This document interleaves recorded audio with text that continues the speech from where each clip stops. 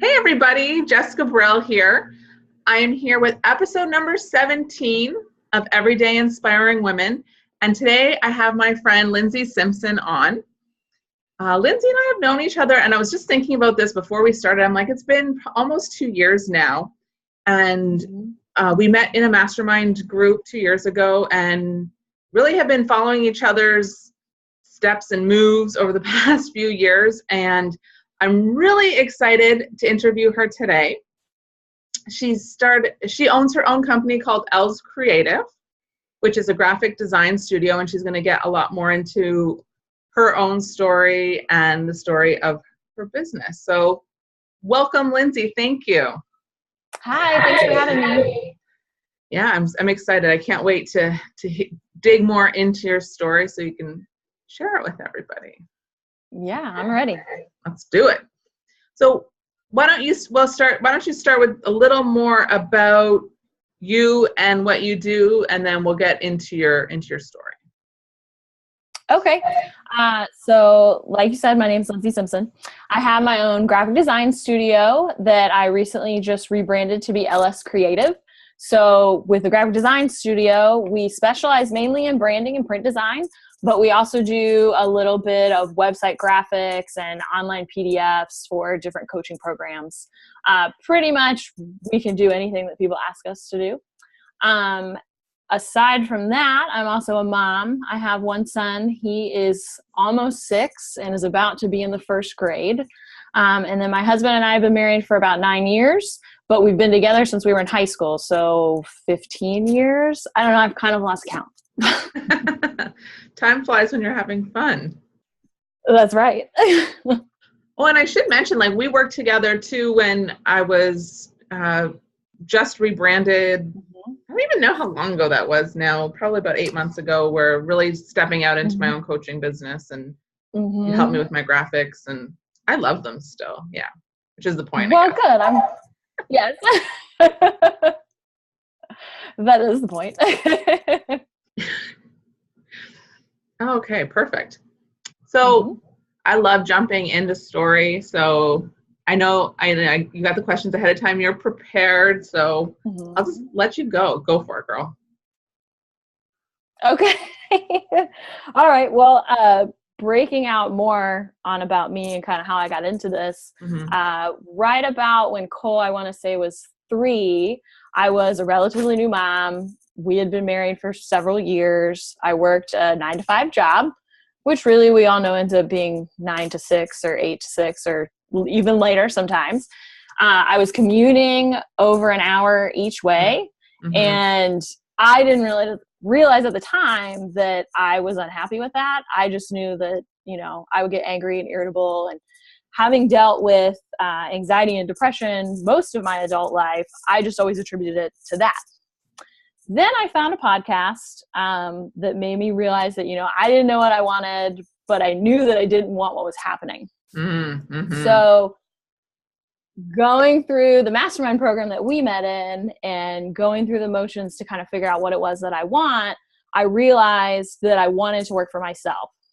So fast forward just a little bit, my husband and I had already put our condo up for sale because we had decided, at least before I could open my own business, I would stop commuting. We would move closer to my job, and that would make things a little bit easier.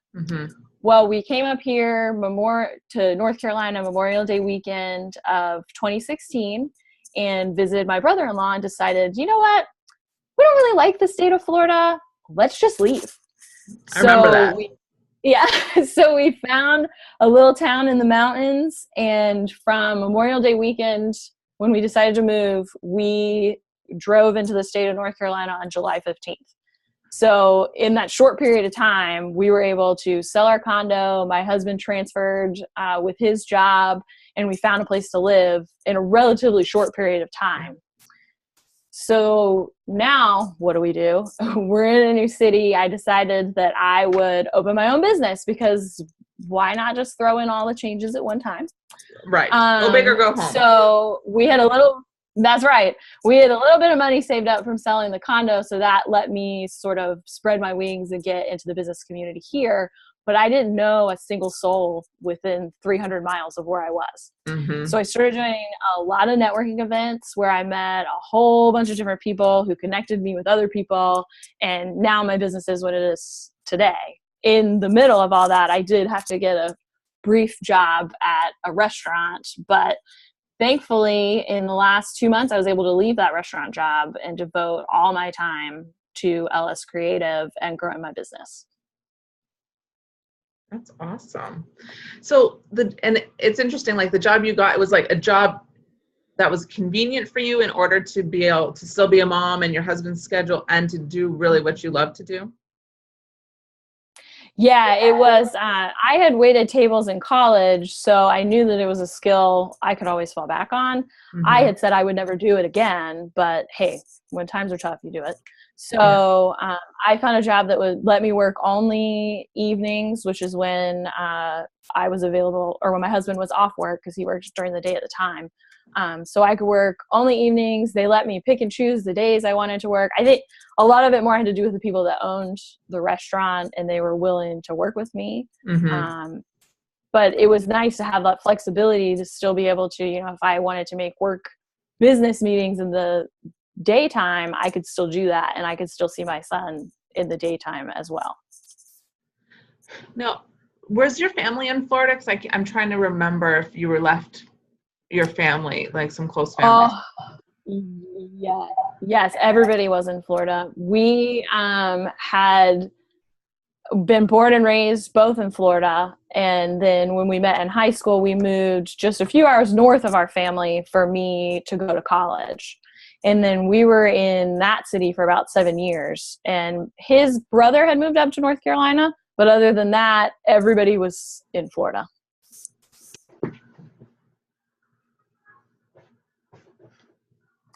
That's huge. That's what I thought, because I was thinking, I remember you were like, oh gosh, like when you're at that crux and going, I know I want this, but knowing and feeling that fear and then going, this is what, having that conversation with your husband and like, this is what's best for us. Mm-hmm. And so far, I mean, I wouldn't turn back. I thought for sure an interstate move would be really difficult, Mm-hmm. but everything just sort of fell into place when we needed it to fall into place. Like when we decided to move, our condo had been on the market for 3 months and we had no bites. And literally the 2 days after we decided, someone was like, I'm going to give you above asking price and I need to move in right away. I mean, it was crazy. Yeah. Wow. And then, yeah. And then at first his job, the store up here, didn't have a full-time position. And then somehow miraculously the next day they did. It was just all one of those things that once it started happening, you're like, all right, this is what we're supposed to be doing. And now, I mean, I wouldn't trade living here for the world. I love the mountains and everybody here is so friendly. And I've been able to grow my business and get into be a part of a couple different nonprofits. So it's been good. It's awesome. That's really, really awesome. Mm-hmm. I love that. That's so cool. Like, have you ever had that type of experience with the universe before where it was like you made that decision and then everything just started falling into place for you? No, not really. I want to say that, and it may be that it had happened before, but I wasn't aware of what was happening. And then after we did that mastermind program, I started becoming more aware of things and resistance and how to deal with it and see different things. So I don't want to say that it never happened, but I never noticed it until that moment. So it worked out. That's awesome. That's great. I'm glad I asked because I was thinking that's just funny. And it's almost like once you're aware, then it's like, okay, have you ever read The Alchemist? And they're like, the universe is conspiring. The big line, right? Like the universe conspires to help you, right? And like it was totally conspiring to help you. That's amazing. Yeah. Everything fell into place. Awesome. So I know we talked a lot about moving and your business and a mom and partner. So like, how do you find time for your own self-care? Like, what do you do for self-care? And while you're like giving to everyone else, especially creatively, I wonder, I'm I mean, like I like creativity, but I'm not like that creative person in that perspective. So I wonder, like, do you have to really be good with your self-care routines and staying tapped into like what you want in order to continue to be creative? This is like a 6-part question I'm asking, but it's like, in order to do that, like, what kind of self-care do you need to do to help you to stay tapped into your creativity? Yeah, so that is something that I'm still trying to figure out. Mm-hmm. I do a couple different things for myself. I've been doing a lot of yoga recently. I discovered this relaxation yoga class. And let me tell you, when you're all done, you don't want to leave the room, but they kick you out anyways. And so you have to leave. Yeah.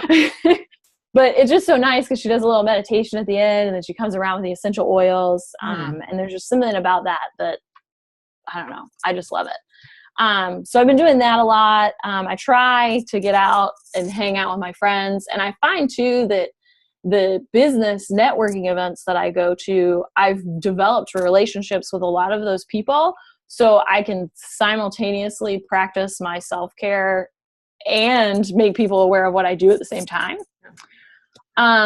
It is hard sometimes to give all sort of my creative juices to all of my client projects. So like I said, I just rebranded myself, but I've been trying to rebrand myself for probably close to a year. It's hard to practice what you preach, I guess, and to sort of spin things around and focus on you. And most of the time, if I don't prioritize my own business pieces, they're on my list of things to do. But if a client's project comes in, then I'm going to move mine to the bottom. So I did start about a month ago. I instituted Mondays as days that I work on my own business. Awesome. So that way, aside from just doing the creative pieces of my business, I can do the business pieces that I don't particularly enjoy, as far as like the bookkeeping and, you know, all that stuff they make us do whenever you're trying to be a business owner. Yeah. Taxes and stuff. Yeah, nobody wants to do that. And then I also I'm in the process of switching my office so that it has things in it that I enjoy to look at. And, you know, as long as I can make my office nice for me, then I find that things flow a little bit easier. Totally. Yeah. That's awesome. Yeah. Like surrounding yourself, it's like the environment that you're in probably helps with your creativity too. Yeah. It does. It does. That's awesome. So do you ever worry that you're not, like, do you get mom guilt or worry about, like, you know, that you're not spending enough time doing certain things, or when you're focusing on self-care or when you're focusing on your business? When we first moved here and I first opened the business, Cole was not in school yet full time. So there were a couple times then, which really it ended up at that time being that I would just not work as hard on my business and I would spend most of my time caring for him. Now he's in school, and so this past year he's been in kindergarten, and there were a couple of days where we had snow, and so he was home. But I had said I would get some stuff done. So I'm holed up in my office, and he would keep coming in and be like, Mommy, I want to play a game. Mommy, why don't you come do this with me? And I'm like, babe, I can't. I have to work right now. And then he goes, you're always working, which is a dagger straight to your heart. Yeah. But I tried to use that as a teaching moment. And I told him that, you know, Mommy had promised to do these things for these people at this time. And if you promise to do something to somebody or for somebody, you need to get it done when you say you're going to get it done. That appeased him for a little bit, but it's mostly on days like that I have mom guilt. I did, when I was going over the questions that you sent me, the other part of that question was not being good enough. Yeah. So I find that I struggle more with imposter syndrome. Oh, yeah. Talk about that. Yes. Yeah, as far as my business goes. So sometimes I'll be out and I'll be in these networking groups and talking to these people that I've known for almost 2 years now. and they'll look at me and they'll go, oh, well, you're the branding expert. And I'm like, who There's someone behind me. Is there somebody? You're not talking about me because I'm just me. Like, and I don't know what it is about that I can't, it's hard to get over that. But I find that I sort of have to mentally talk myself up. Like, people, wait, hold on, I'm so sorry, Lyndsey. We're just going to pause. Okay. I'm just going to hit pause for 1 sec. Okay, sorry about that. My daughter's off from school today, which is funny that you were just telling that story about Cole being off, and we need stickers immediately, so we have to interrupt everything to say, like, where are the stickers for this project? So I'm sorry. This is real life. Stickers are important. Agreed. So sorry, Lyndsey. So you're at this networking event, and they're like, oh, you're the branding expert. Tell us all about, and you're like, what? Like, who are you talking to? Yeah, it's taken me a while, and I still have it. For like a split second, somebody will go, oh, well, you're the one you do graphic design and you do branding. What do you think? And I'm like, why do we care what I think? I don't know what I'm doing. I feel like we all sort of have this instance probably several times throughout the day where we're like, I have no idea what I'm doing, but I'm just going to wing it. So, but I do know. I think part of it also is because some of the stuff that I do in my process when I'm creating things, I'm not even fully aware that I'm doing it anymore, because I was doing a presentation for a group, and I was like, oh, I'll walk them through my process. And then I started writing it out, and I wasn't even realizing all of the pieces that I was missing, because it's just stuff that's sort of second nature to me now. And so I think that's part of where the imposter syndrome comes in. But I find that if I can't, like, I have to kind of sort of talk myself up to myself. And, really, if people didn't believe in what I did or think that I was an authority on it, they wouldn't pay me to do what I do. So clearly they're happy with what they get. And so I must be doing something right. So I have to sort of go through that in my head, because if I don't get out of the imposter syndrome, it can paralyze me when I go to do a project for somebody. Yeah, totally. I find too, like, because you're naturally creative, and because, like, when things come easy for you, like for a person, it's like you automatically think this comes easy for everybody, right? And so I think that's a part of it. We just get stuck in our heads because we're like, well, that's easy for me, so obviously it's going to be easy for you. So why are you asking me for help with that? But I think that's just it, is we have to realize things that come easy for us don't necessarily come easy for other people. Different things come easy for them. Yeah, I do run into that too, because people will be like, oh, I don't know how you did that. How did you do that? And I was like, I don't know. It took me like 5 minutes. Right. But I'm glad you like it. Yeah. And then the thought of them doing it themselves is like so overwhelming, right? So like that's where you come in. Like that's why you're good at what you do, because it's that piece. It's your strength. Yeah, totally. And you're awesome. Yeah. Oh, thank you. I'm getting there. I sort of have to do little self-affirmations and be like, I am awesome. I am good at this. Usually when I finish a project and I can see it through to the end, and once I see that final product, then I'm like, oh, I am good at this. I made that from a blank piece of paper. Yeah. So right? Yeah. It kind of is magic. It is magic. I don't know how I work that, but I do it. Yeah. Like, I'm good. I just trust the process and it just happens. Yep. That's good. Mm-hmm. I talk about this a bit, I think I do anyway, but I love the idea of themes, and like, I find for me anyway, things will start popping up. So like in the example, when you're moving, you're like, the universe was just popping up and had your back the whole time. But sometimes for me, like, it's like a lesson thing where I'm like, okay, I really am trying to work through this. And then all of a sudden something comes up, and then I'm seeing it everywhere. So it's, maybe it's imposter syndrome. And then all of a sudden everyone's talking about it, and I'm really affected by it. So I'm curious, do you find this at all in your experience? And if you do notice themes that pop up for you, I'm curious what is coming up for you right now.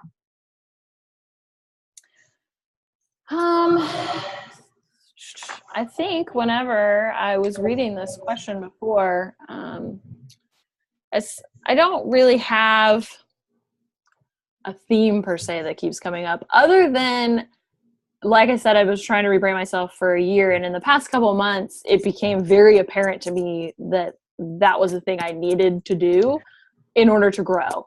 And so I think right now my theme would be growth. But in that and trying to do it, I've learned that I also have some time management skills that I could learn. So I'm hoping that, since before my business was my name, it was kind of hard to separate and time manage and sort of compartmentalize my life from my business. So I'm hoping that now with this new name, I can be able to turn my life off while I'm in here focusing on my business, because I work out of my house. So anybody who works out of their house knows that when you walk through or go into the kitchen and then you see dishes in the sink, you're like, oh, I should do those dishes. And then the dishes turn into, I need to clean the counter. And who knows what kind of Pandora's box you're going to open up by doing that. Right. So now I've tried to designate, certain times. So like between when Cole's at school, I don't do the dishes. I don't do household tasks. I go into my office and I do my stuff. And then once after I pick him up, then we can come home and do the household tasks.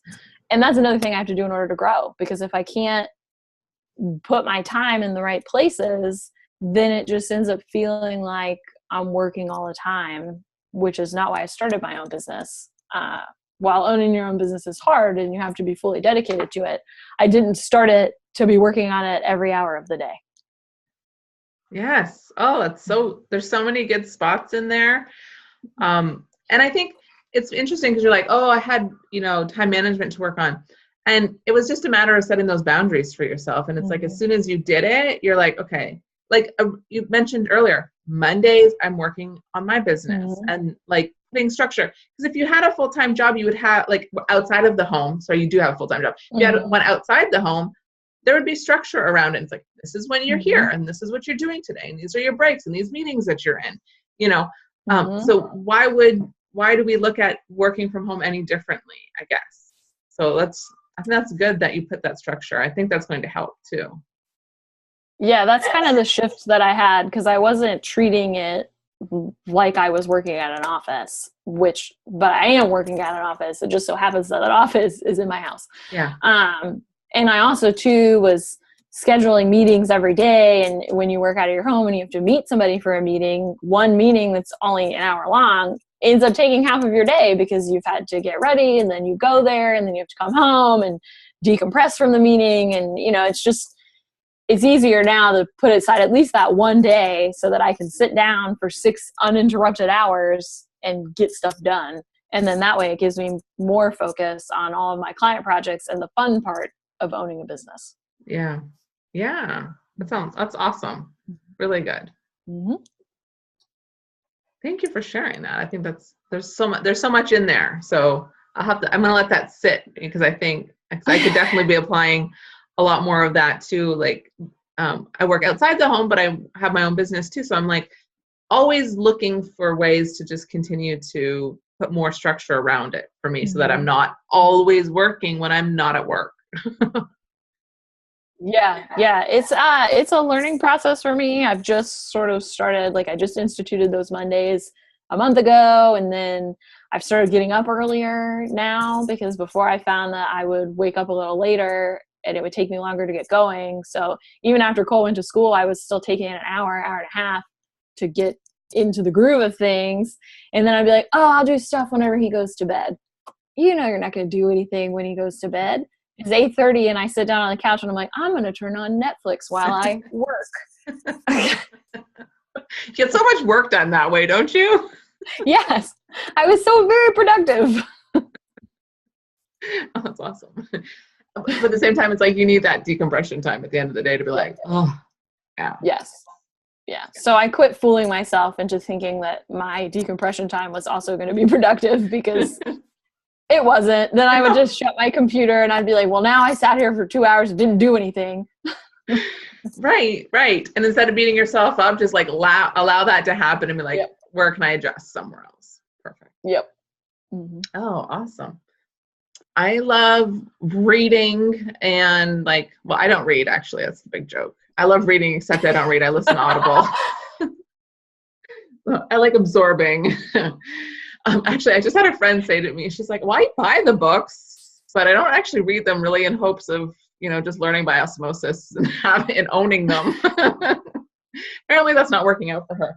But curious about, so books, like if you had to narrow down like a book that you read or listened to that you're like, this is probably like my favorite book, what would it be for you?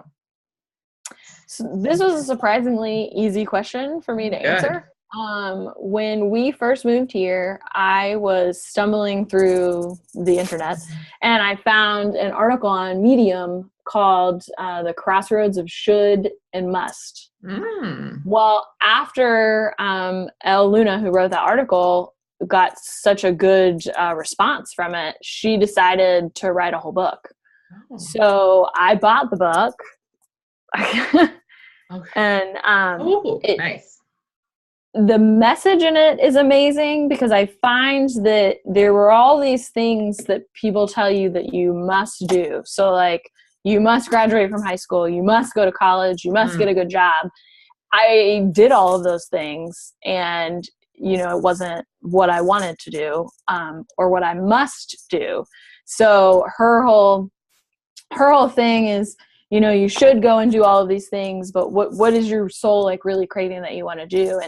And just a synopsis of her story was she envisioned herself painting in this little studio apartment, and she happened to find that apartment one day on the internet.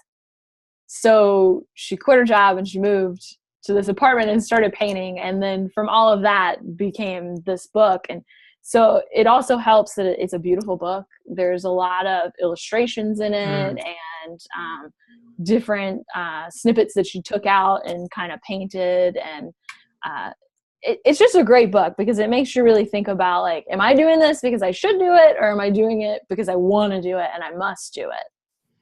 That's an awesome question. Like, just in general, like things that we're doing, we're like, even just I'm like, why am I doing this? Like, yes. So I will post the book in the comments. Yeah.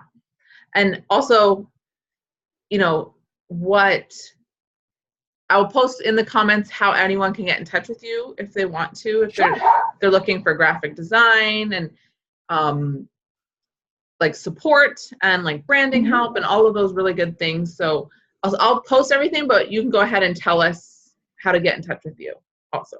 Okay. There's 2 different ways that people get in touch with me. I'm on Facebook at LS Creative NC. And then you can also go to my website, lscreative.studio. Oh, okay, cool. Perfect. I will add both of those onto the show notes. And then if anyone has any questions, I can touch base with you. Awesome. Thank you.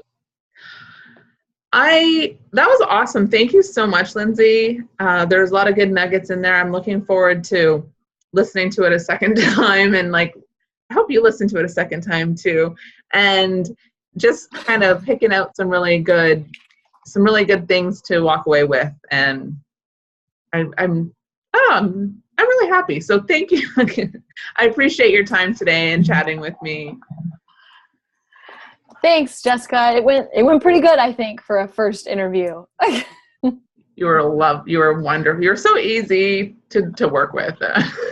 Thank you. I hope you have an awesome day. We'll talk soon, girl. All right. Thanks. You too. Okay. Bye. Bye.